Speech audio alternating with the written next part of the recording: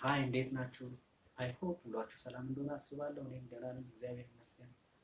ዛሬም እንደተለመደው በፈረንሳይኛ ትምህርት መጥቻለሁ። ዛሬ በፈረንሳይኛ የምናየው ስለ ሰላምታ ነው። ሰላምታ አንድ ሰው በምን መልኩ መስጠት ይችላል፣ ሌላኛው ሰው ደግሞ ሰላምታ በምን መልኩ ሊቀበል ይችላል የሚለው እናያለን። ከዛ በፊት ግን ስለ ሰላምታ ከማውራታችን በፊት ብዙ ጊዜ በተለምዶ ስለ ፎርማል እና ስለ ኢንፎርማል ይነሳል። እስኪ ይህን ትንሽ እናብራራው። ፎርማል ምን ማለት ነው? ፎርማል አንደኛው የሰላምታ አይነት ነው። ኢንፎርማል ደግሞ ሌላኛው የሰላምታ አይነት ሊሆን ይችላል።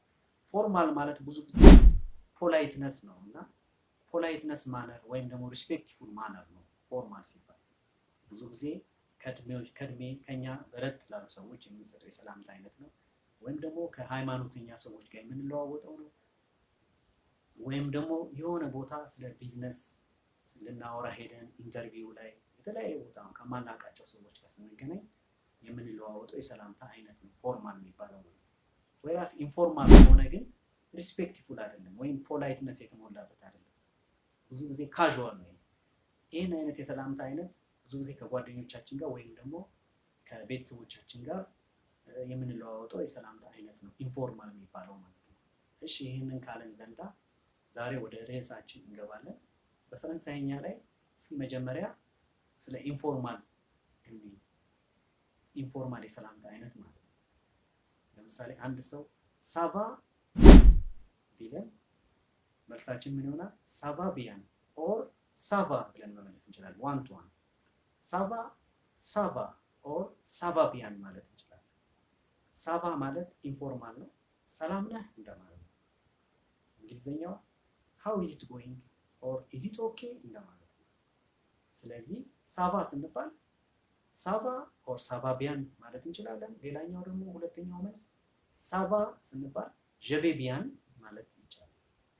ሳቫ is it okay how is it going ጀቬ ቢያን I am doing well ብለን መመለስ እንችላለን።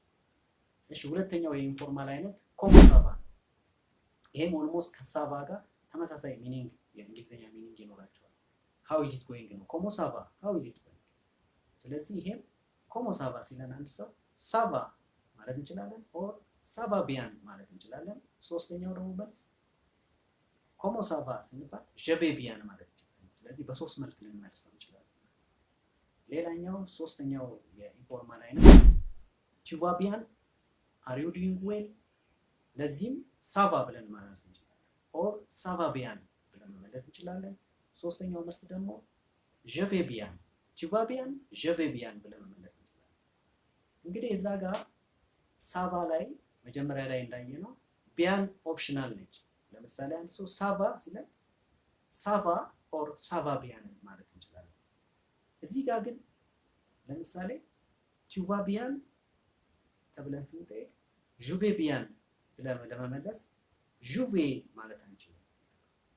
ልክ እዛ ሳቫ ኦር ሳቫ ቢያን እንዳለው እዚህ ጋር ጁቬ ኦር ጁቬ ቢያን ማለት አንችልም። ቢያን እዚህ ጋር መስት ነች፣ ኦፕሽናል አይደለችም። እዚህ ጋር ጥንቃቄ ማድረግ አለበት። ስለዚህ እዛ ሳቫ ላይ ኦፕሽናል ነች፣ ልትገባም ላትገባም ትችላለች። እዚህ ጋር ግን ጁቬ ቢያን ላይ ግን የግድ ቢያን ዌል ማለት ነው ትርጉሙ መግባት አለበት። ያለበለዚያ ፉል አይሆንም ሪስፖንሱ። ለምሳሌ ቱ ቫ ቢያን ጁቬ ግን ምንድነው አር ዩ ዱዊንግ ዌል ስንባል አይ አም ጎይንግ እያለ ነው። ይሄ ትክክለኛ መልስ አይሆንም። ስለዚህ ጀቬ ቢያን ላይ ቢያን መስት ነች፣ ኦፕሽናል አይደለች የሚላችሁ ፈልጌ ነው። እሺ ሶስቱን የኢንፎርማል አይነቶች አየን። አሁን ደግሞ ስለ ሌላ እናያለን። ለምሳሌ በተለምዶ ቦንጆር ይባላል። ቦንጆር ማለት ፎርማልም ኢንፎርማልም ሊሆን ይችላል። መች ነው ፎርማል የሚሆነው መች ነው ኢንፎርማል የሚሆነው የሚለውን እኔ ለምሳሌ አንድ ምሳሌ ብነግራችሁ ከጓደኞቻችን ጋር ወይም ደግሞ ከቤተሰቦቻችን ጋር ባለን ግንኙነት ሰላምታ ስንለዋወጥ ይሄን ቃል ልንጠቀመው እንችላለን። ኢንፎርማል ኬዝ ነው። ጮክ ብለን ልንጠቀመው እንችላለን። ብዙ ጊዜ ሪትን ፍሬንች ላንጉዌጅ ላይ ከቦንጆር ቀጥሎ ኤክስክላሜሽን ማርክ ካለ ያ ሳይን ኦፍ ኢንፎርማሊቲ ነው። ስለዚህ ኢንፎርማል ነው ማለት ነው። ቦንጆር ጮክ ብለን ልናወራ እንችላለን። ኤግዛይትድ ሆነን ወይም ደግሞ በቃ የሆነ ተደንቀን ኤግዛይትድ ሆነን ጮክ ብለን ሳናውቀው ከቤተሰቦቻችን ጋር ባለን ግንኙነት ቦንጆር ብለን ጮክ ብለን ልናወራ እንችላለን። ያ ኢንፎርማል ነው ማለት ነው። ወይራስ ከአዳዲስ ሰዎች ጋር ስንገናኝ ለምሳሌ ቢዝነስ ኤሪያ ላይ ሄደን ቦንጆር ስንል ጮክ ብለን ላናወራ እንችላለን። ሶፍት በሆነ ቃል ቦንጆር ብለን እናወራለን። ቦንጆር ማድሞዜል፣ ቦንጆር ማዳም፣ ቦንጆር ምስዩ ብለን ልናወራ እንችላለን። ኖት ሚስዩ፣ ምስዩ እዚህ ጋር ፕሮናውንሴሽን ምስዩ ኖት ሚስዩ፣ ምስዩ አቶ ሚስተር እንደማለት ነው። ያገባም ያላገባም ሊሆን ይችላል። ፎር ዛት ማተር ማድሞዜል ካልን ግን ብዙ ጊዜ ያላገባች ነች። ማዳም ስንል ያገባች ሴት ነው በተለምዶ እንደምናውቀው ማለት ነው። ስለዚህ መልሱ ምን ይሆናል? ለምሳሌ አንድ ሰው ቦንጆር ሲለን ፎርማልም ሊሆን ይችላል፣ ኢንፎርማልም ሊሆን ይችላል። ዋን ቱ ዋን መመለስ እንችላለን። ቦንጆር ስንባል ቦንጆር ብለን መመለስ እንችላለን፣ ችግር የለውም። ስለዚህ ቦንጆር ፎርማልም ኢንፎርማልም ሊሆን ይችላል ማለት ነው። ሌላኛው የሰላምታ አይነት ሳሊዩ። ሳሊዩ ሳሉ አይደለም፣ ሳሊዩ ኡና ኡ ይለያያል። ኡ ዝም ብሎ በአንደበታችን ብናው፣ ኡ ከሆነ ግን ከውስጥ ከጉሮሮ የሚወጣ ነው። ሳሊዩ ሳሉ አይደለም፣ ሳሊዩ። ስለዚህ ሃይ የሚል ትርጉም ይኖራል፣ ወይም ደግሞ ባይ። አሁን ስንለያይ ከሆነ ሰው ጋር በእንግሊዝኛ ባይ እንባባላለን። ጀስት እንደዛ ሳሊዩ ባይ ማለት ነው። ወይም ደግሞ ስንገናኝም ሃይ እንደምንባባለው ሳሊዩ ሃይም ባይ መሆን ይችላል እዚህ ጋር ሳሊዩ። ስለዚህ መልሱ ምን ይሆናል ነው?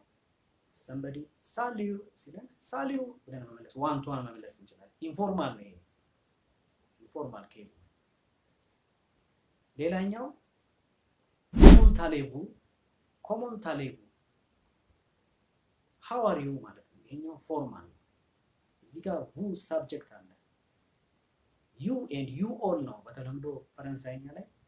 ቡ ሁለት ኬዝ ነው ያለው። ቲዩ ኢንፎርማል ነው ለአንድ ሰው።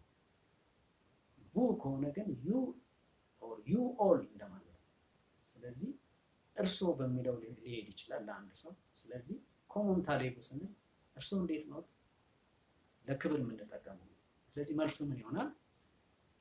ሰምበዲ ኮሞን ታሌቡ ስለ je vais bien merci ማለት ነው። I am fine thank you እንደማለት ነው። I am fine thank you. How are you? I am fine thank you. Comment allez-vous? Je vais bien merci. ስለዚህ ይሄኛው ሞር ፎርማል ነው። ቅድም እንዳልኳችሁ ከቤተሰቦቻችን ጋር ምናምን የምናወራው ነገር አይደለም። ለክብር ከማናውቀው ሰው ጋር ሊሆን ይችላል። በእድሜ ከኛ ትልልቅ ከሆኑ ሰዎች ጋር ሊሆን ይችላል። እንዲሁም ትልልቅ ከሃይማኖት ሰዎች ጋር ሊሆን ይችላል። ወይም ከማናውቃቸው ሰዎች ጋር ሊሆን ይችላል። ይሄንን የምንጠቀመው ማለት ነው ኮሞን ታሌቡ ሊሆን ማለት ነው። አይ ሆፕ እዚህ ጋር የተወሰነ እየተረዳችሁኝ ያለ ይመስለኛል። እስካሁን የመለስነው ጀስት ሰምበዲ ሲጠየቅ ፖዚቲቭ መልስ ነው እየሰጠ ያለው። ፖዚቲቭ ደህና ነህ? ደህና ነኝ። ነገሮች እንዴት እየሄዱልህ ነው? ሳቫ ቢያን፣ ጀ ቬ ቢያን ኦር ሳቫ ቢያን እያልን ቅድም እንዳየነው ኢንፎርማሉ ላይ ማለት ነው። በኔጌቲቭስ እንዴት ነው የሚመለሰው? ኔጌቲቭ አንዳንድ ሰው በኔጌቲቭ ሪስፖንድ ሊያደርግ ይችላል። የግድ በፖዚቲቭ ብቻ አይደለም። ለምሳሌ የሆነ ሰው ሳቫ ሲባል ሳቫ ማል ማለት ይችላል። ያ ሰውዬ ጥሩ ሁኔታ ላይ ላይሆን ይችላል። ቅድም ሳቫ ቢያን how is it going ሲባል it is okay ደህና ነኝ እያለ ነው አይደል? ሰላም ነህ? ሰላም ነኝ፣ ደህና ነኝ እያለ ነው። ግን ደህና አይደለሁም ሊልስ ቢፈልግ ስለዚህ ምን ይሆናል? ሳቫ ሲባል ሳቫ ማል it is not okay ጥሩ ሁኔታ ላይ አይደለም። ሰላም ነው፣ ሰላም አይደለም ለማለት ሳቫ ማል ኔጌቲቭ ሪስፖንድ አደረገ ማለት ነው። ኔጌቲቭ። ሌላኛው ኢን ዘ ፊውቸር ደግሞ ምን መልሰው መልስ ሊኖር ይችላል። ለምሳሌ ሳቫ ስለ ሳቫ አሌ ማለት ነው። ይሄ ምንድነው? ኢንፎርማል ሆኖ it will be okay in the future ወደፊት ገና it will be okay ሳቫ አሌ it will be okay ያለ። ስለዚህ ይሄ ደግሞ በኔጌቲቭ እንዴት ሪስፖንድ ማድረግ እንችላለን የሚለውን ለማየት ፈልጌ ነው። አይ ሆፕ በተወሰነ መልኩ የተረዳችሁ ይመስለኛል። ፕሊዝ ሼር፣ ሰብስክራይብ እና ላይክ ማድረጋችሁን አትርሱ። ወዳችሁ